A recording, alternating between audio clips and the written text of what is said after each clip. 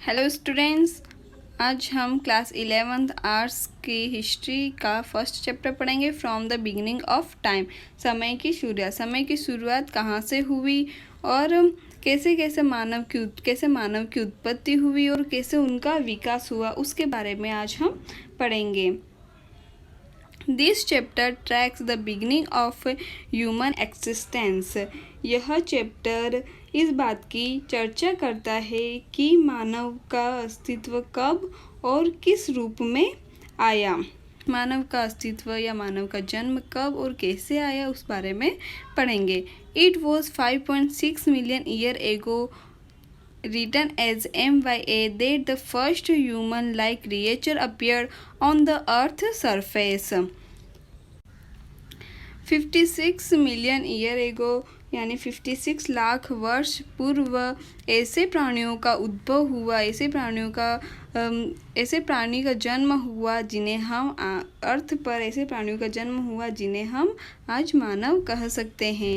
After this several form of humans emerged and then become extinct human being resembling us, henceforth referred to as modern humans, originated about 1,60,000 years ago.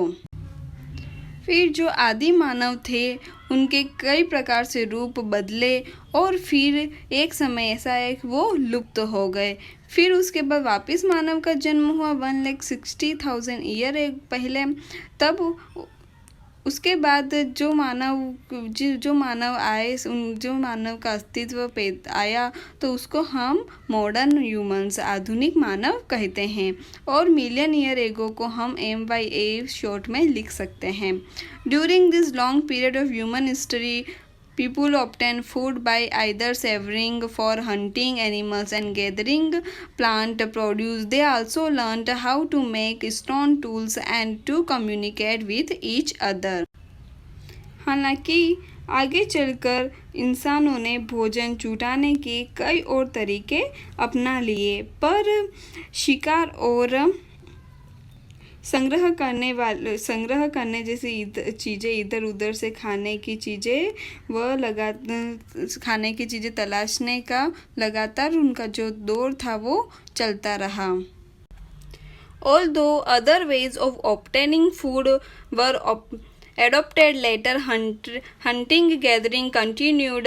Even today there are hunter-gatherers society in some parts of the world. This makes us wonder whether the lifestyle of present-day hunter-gatherers can tell us anything about the past.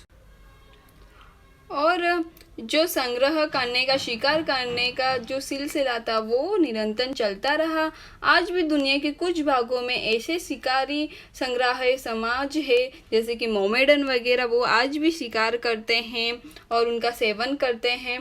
तो वो शिकार और संग्रह से अपने भोजन की व्यवस्था करते हैं। इसलिए हम यह सोचने पर मजबूर होते हैं कि आज के इन शिकारी संग्राहक लोगों को जीवन शैली का अध्ययन करने में हमें अतीत के बारे में कुछ जानकारी मिल सकती है या नहीं। यानी कि हम अगर उन लोगों के बारे में सोचे तो वो लोग भी वैसा ही कर रहे हैं जैसा पास्ट में किया गया था। जैसे आदि मानव शिकार करते थे और अपना भोजन की व्यवस्था करते थे और वैसे ही ये लोग भी अपने भोजन की व्यवस्था के लिए शिकार करके उसका सेवन करते हैं। Discoveries of human fossils, stone tools and cave paintings help us to understand early human history. Each of these discoveries has a history of its own. आज हमें यदि आदि मानव के इतिहास को जानकारी मानव के जीवाश्म, पत्थर के औजारों और गुफाओं की चित्रकारियों की खोजों से मिलता है। फॉसिल्स मीन्स होते हैं जीवाश्म, है ना। इनमें से प्रत्येक खोज का अपना एक इतिहास है। Very often, when such finds were first made, most scholars refused to accept that these fossils were the remains to early humans. They were also skeptical about the ability of early humans to make stone tools or paint. It was only over a period of time that the true significance of these finds was realized. अक्सर ही जब ऐसी खोजें सर्वप्रथम की गई तो अधिकांश विद्वानों ने यह मानने से इनकार कर दिया कि ये जीवाश्म प्रारंभिक मानवों के हैं। यानी कुछ विद्वान ऐसे थे जिन्होंने मना कर दिया कि ये प्रारंभिक मानव के जीवाश्म है, फोसिल्स है। उन्हें आदिकालीन मानव द्वारा पत्थर के औजार या रंग रोगन बनाए जाने की योग्यता के बारे में भी शक था। वह उनकी एबिलिटी उन्होंने पत्थरों के औजार बनाए तो उनको शक था कि ये वो नहीं बना सकते, उनमें इतनी एबिलिटी थी ही नहीं। एक अरसे के बाद इन जीवाश्म औजार और चित्रकारियों के महत्व को स्वीकारा गया। फिर कुछ टाइम बाद उन्होंने इस बात को स्वीकारा कि हाँ, ये सारी चीज़ें उन लोगों ने ही की थी। The evidence for human evolutions come from fossils of species of human which have become extinct. Fossils can be dated either through direct chemicals analysis or indirectly by dating the sediments in which they are buried. Once fossils are dated, a sequence of human evolutions can be worked out. मानव का विकास क्रमिक रूप से हुआ, इस बात का साक्ष्य हमें मानव के उन प्रजातियों स्पेसीज से मिलता है जो अब लुप्त हो चुके हैं। उनकी कुछ विशेषताओं व शारीरिक लक्षणों के आधार पर मानव को भिन्न भिन्न प्रजातियों में बांटा गया है।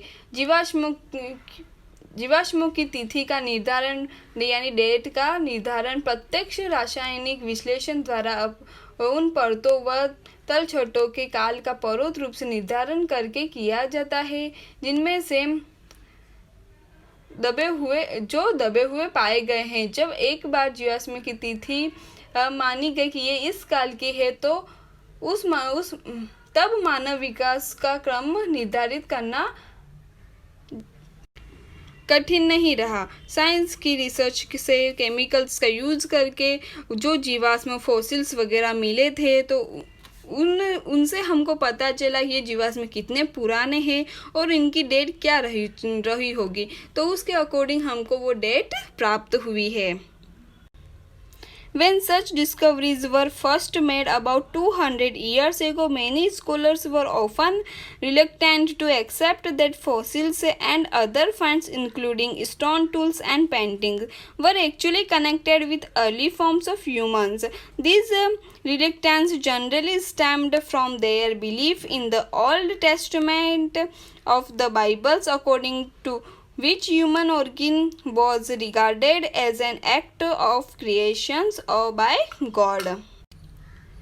लगभग 200 years पहले जब ऐसी खोज की गई तो बहुत सारे जो विद्वान हुए थे उन्होंने मानने से इनकार कर दिया कि खुदाई से जो फॉसिल्स मिले हैं वो और जो पत्थर के औजार और जो पेंटिंग्स मिली है जैसी अन्य चीज़ें वास्तव में मनुष्य के आदिकालीन रूपों से संबंध रखती थी। और जो विद्वान थे वह भी हिचकिचाए कि आमतौर पर बाइबल के ओल्ड टेस्टामेंट में यह डिस्क्राइब किया गया था कि परमेश्वर जो गॉड है वो उन्होंने सृष्टि की रचना की और रचना करते समय अन्य प्राणियों के साथ साथ मनुष्य को भी बनाया है। जैसे प्लांट्स बनाए, एनिमल्स बनाए, वैसे ही मानवों की रचना भी उनका क्रिएशन भी गॉड ने ही किया है। For instance, in August 1856, workmen who were quarrying for limestone in the Nandar Valley see map to page number 18। Page number 18 पर मैप दे रखा है नेंदर वैली का। A gorge near the German city of Dusseldorf found a skull and some skeleton fragments. These were handed over Karl Fulot, a local schoolmaster and natural historian who realized that they did not belong to a modern human. He then made a plaster cast of the skull and sent it to Hermann Skafson. विद्वानों की ऐसी हिचकिचाहट का एक उदाहरण यहाँ पर दिया गया है। अगस्त 1856 में जब मजदूर जर्मन के डेसलडॉर्फ नगर के पास नियंडर घाटी, जो अपने मैप में बताई गई है सेकंड मैप में चूने के पत्थर की खान की खुदाई कर रहे थे और उन्हें खोपड़ी और अस्थि पंजर के कुछ टुकड़े मिले। वे बीते ये चीजें एक स्थानीय स्कूली शिक्षक कार्ल फुलरॉट को सौंप दी गई, उनको दे दी गई, जो एक प्राकृतिक नेचुरल हिस्टोरियन थे। और उन्होंने उसकी जांच की और उन्होंने पाया कि वो जो खोपड़ी उन्हें मिली थी वो मॉडर्न मानव, जो आधुनिक मानव है, उसकी नहीं थी। फिर उन्होंने प्लास्टर में उस खोपड़ी की जांच पड़ताल की और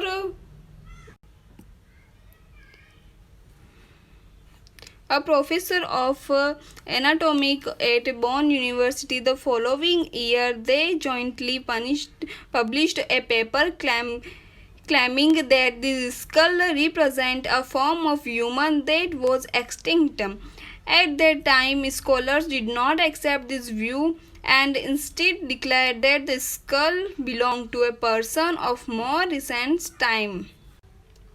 फिर जो स्कल्स वो मिले थे उसको बॉन यूनिवर्सिटी में हरमन स्कॉल्सन के पास में भेज दिया गया। अगले ही ईयर उन्होंने मिलकर एक शोध किया, उन्होंने एक बुक पब्लिश की और उसमें उन्होंने यह बताया कि जो स्कल्स उनको मिली थी वो जो आधुनिक मानव है, मॉडर्न ह्यूमन से उनकी नहीं थी। और ऐसा उन्होंने कहा तो इस दूसरे जो विद्वान थे, स्कॉलर्स थे, उन्होंने इस बात को स्वीकार नहीं किया और ये घोषित कर दिया कि खोपड़ी जो स्कल्स थी वो एक व्यक्ति की है और यह बहुत समय पहले और बहुत बार के जो बहुत टाइम पहले पैदा हुआ था।